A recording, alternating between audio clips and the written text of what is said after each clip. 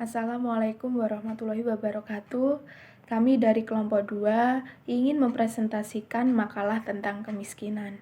Di sini saya mau menjelaskan tentang kemiskinan. Kemiskinan adalah suatu keadaan di mana seseorang tidak mampu memenuhi kebutuhan hidupnya seperti sandang, pangan, papan, pendidikan, dan kesehatan. Kemiskinan dapat disebabkan oleh kelangkaan alat pemenuh kebutuhan dasar ataupun sulitnya akses pendidikan dan pekerjaan. Kemiskinan merupakan masalah global yang sering terjadi di berbagai negara. Kemiskinan dipahami dalam berbagai cara. Pemahaman utamanya yaitu mencakup 1. Gambaran kekurangan materi, yang biasanya mencakup kebutuhan pangan sehari-hari, sandang, panganan, dan pelayanan kesehatan. Kemiskinan dalam arti ini dipahami dalam situasi kelangkaan barang-barang dan pelayanan dasar. Yang kedua yaitu gambaran tentang kebutuhan sosial, termasuk keterkucilan sosial, ketergantungan, dan ketidakmampuan. Maksudnya ketidakmampuan untuk berpartisipasi dalam masyarakat. Hal ini termasuk pendidikan dan informasi. Yang ketiga yaitu gambaran tentang kurangnya penghasilan dan kekayaan yang memadai. Makna memadai di sini sangat berbeda-beda, melintasi bagian-bagian politik dan ekonomi di seluruh dunia. Gambaran tentang ini dapat diatasi dengan mencari objek penghasilan di luar profesi secara halal. Oke, materi selanjutnya akan disampaikan oleh teman saya. Selanjutnya, saya akan menjelaskan tentang klasifikasi kemiskinan. Pendapatan saja tidak mampu memecahkan permasalahan kemiskinan, karena kemiskinan bukan hanya masalah ekonomi namun juga meliputi berbagai masalah lainnya. Kemiskinan dalam berbagai bidang ini disebut sebagai kemiskinan plural. Untuk kemiskinan itu ada 6 macam yang bisa ditanggung oleh komunitas, yaitu kemiskinan subsistensi seperti penghasilan rendah, terus kemiskinan perlindungan seperti lingkungan buruk, kemiskinan pemahaman seperti kualitas pendidikan formal yang buruk. Yang kelima, kemiskinan partisipasi seperti tidak ada akses dan kontrol atas proses pengambilan keputusan yang menyangkut nasib pribadi maupun sosial. Ya, selanjutnya, kemiskinan identitas seperti terbatasnya perbauran antar kelompok sosial. Dan yang terakhir, kemiskinan kebebasan seperti stres, rasa tidak berdaya, rasa tidak aman bagi diri sendiri maupun sosial. Tentang dimensi kemiskinan. Dimensi kemiskinan dibagi menjadi 4. Yang pertama, kemiskinan yang diakibatkan oleh globalisasi. Yang kedua, kemiskinan yang berkaitan dengan pembangunan. Yang ketiga, kemiskinan sosial. Dan yang keempat, kemiskinan konsekuensial. Dimensi-dimensi kemiskinan merupakan faktor yang berhubungan dan saling mempengaruhi. Hubungan sebab akibat dan saling mempengaruhi ini kemudian menyebabkan masyarakat terjebak dalam perangkap kemiskinan atau sering juga disebut dalam lingkaran setan kemiskinan. Pada beberapa kelompok, masyarakat miskin mungkin bisa jadi kemiskinan pada awalnya dipicu oleh salah satu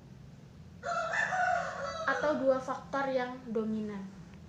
Yang selanjutnya, indikator. Selain indikator kemiskinan yang ditetapkan oleh pemerintah, belum ada indikator yang benar-benar tepat dan sesuai untuk digunakan untuk membangun kondisi kemiskinan yang dapat diberlakukan secara komunitas. Bukan hanya dari aspek kehidupan ekonominya, tetapi juga dari aspek lain, misalnya aspek sosial, hukum, dan politik.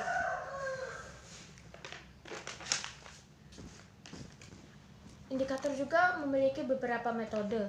Yang pertama, metode pertukaran jumlah kalori yang dikonsumsi per orang per harinya. Yang kedua, metode pengukuran pendapatan yang disetarakan dalam nilai tukar beras dan per kapita per tahun. Yang ketiga, metode pengukuran berdasarkan kriteria kesejahteraan keluarga. Yang keempat, pengukuran jumlah pendapatan. Dan yang terakhir, metode pengukuran pemenuhan kebutuhan sesuai hak-hak dasar. Pendekatan-pendekatan dalam kemiskinan. Oke, yang pertama. Dalam pendekatan-pendekatan kemiskinan itu dibagi menjadi 4 pendekatan, yaitu yang pertama pendekatan moneter. Dalam pendekatan moneter ini digunakan untuk identifikasi dan pengukuran kemiskinan yang paling umum. Misalnya dengan melihat kekurangan konsumsi atau pendapatan berdasarkan garis kemiskinan. Valuasi berbagai komponen pendapatan atau konsumsi dilakukan berdasarkan harga pasar yang memerlukan identifikasi pasar yang relevan dan imputasi nilai moneter untuk barang-barang yang tidak dihargai melalui pasar atau GLW. Dalam pendekatan moneter ada beberapa definisi dan pengukuran yang bisa digunakan, yaitu yang pertama berdasarkan indikator kesejahteraan, yaitu kemiskinan moneter bisa diukur dengan menggunakan data konsumsi karena menggambarkan kesejahteraan yang erat kaitannya dengan pendapatan. Untuk yang kedua, berdasarkan garis kemiskinan, baik yang bersifat relatif yang ditentukan secara politik ataupun seperti pendapatan Lewis dan Polk yang menyarankan model diskontinuitas antara miskin dan non-miskin yang bisa dikenali dari perilaku. Yang ketiga yaitu berdasarkan indikator individu dengan rumah tangga, yang dimana kesejahteraan dilandaskan pada karakteristik individu dan pandangannya terhadap kemiskinan, sehingga banyak pun pendapatan yang dikumpulkan rumah tangga tersebut. Namun jika individunya berfoya-foya dalam konsumsi, maka kemiskinan akan menjerat mereka. Yang kedua yaitu pendekatan kemampuan. Dalam pendekatan kemampuan menurut Amartya Sen, menurut dia pembangunan harus dilihat sebagai perluasan kemampuan manusia, bukan maksimalisasi manfaat ataupun kekuasaan dan pendapatan. Dalam pendekatan kemampuan menolak pendapatan moneter sebagai ukuran kesejahteraan, karena pendekatan ini menganggap moneter bukannya berfokus pada indikator kebebasan untuk hidup dihargai. Hal ini berakar pada kritik dari dasar-dasar etika utilitarianisme. Dikatakan bahwa satu-satunya dasar dipertahankan kesejahteraan untuk pendekatan utilitarian adalah tanah yang diartikan sebagai pemenuhan keinginan.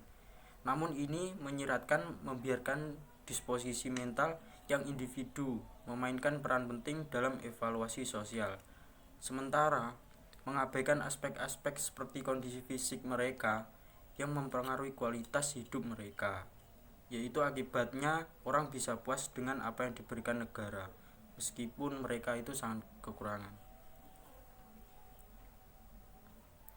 Oke, yang ketiga yaitu pendekatan pengucilan sosial. Dalam pendekatan pengucilan sosial, konsep pendekatan ini dikembangkan di negara-negara industri untuk menggambarkan proses marginalisasi dan kekurangan yang timbul di dalam negara-negara kaya. Konsep ini membentuk aspek sentral dari kebijakan sosial Uni Eropa. Beberapa keputusan Dewan Eropa telah mengadopsi tujuan strategis dan proses politik yang bertujuan melawan risiko kemiskinan dan pengucilan sosial.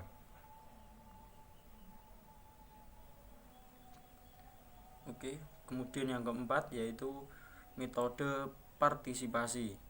Sebagaimana yang telah dijelaskan di atas mengenai kemiskinan konvensional, termasuk pendekatan moneter dan kemampuannya, telah dikritik karena telah mengabaikan faktor eksternal dan tidak memperhitungkan pandangan orang miskin itu sendiri. Pendekatan partisipatif dipelopori oleh Chambers bertujuan untuk mengubah ini dan masyarakat sendiri untuk berpartisipasi dalam memutuskan apa artinya menjadi miskin dan bagaimana besarnya kemiskinan. Dalam metode kontekstual analisis yang terlibat yaitu metode pengumpulan data yang berusaha untuk memahami dimensi kemiskinan dalam lingkungan sosial, budaya, ekonomi, dan politik di dalam sebuah wilayah. Selain itu, kelompok-kelompok tertentu cenderung takut menyuarakan oposisi terhadap anggota kuat dari masyarakat. Telah berpendapat bahwa cenderung membenarkan dan memperkuat hubungan sosial yang ada. Hal yang lain adalah beberapa orang secara struktural dikeluarkan dari masyarakat. Ini ditunjukkan misalnya dengan fakta bahwa kelompok O sering mengidentifikasi orang lain di luar kelompok sebagai benar-benar miskin dan sering hampir submanusia. Orang luar ini umumnya terdiri dari orang-orang yang tidak lagi memiliki hubungan sosial dengan seluruh masyarakat. Biasanya yang paling miskin yang telah jatuh melalui celah-celah dari jaringan timbal balik. Dan keuntungan utama dari pendekatan yang terakhir ini adalah bahwa sebagian besar menjauh dari standar yang diberlakukan secara eksternal. Selain itu, metode ini juga ternyata efektif biaya, namun masyarakat perlu menghabiskan lebih banyak waktu di latihan yang diperkirakan 5 kali dalam satu studi. Oke, terima kasih. Sekian.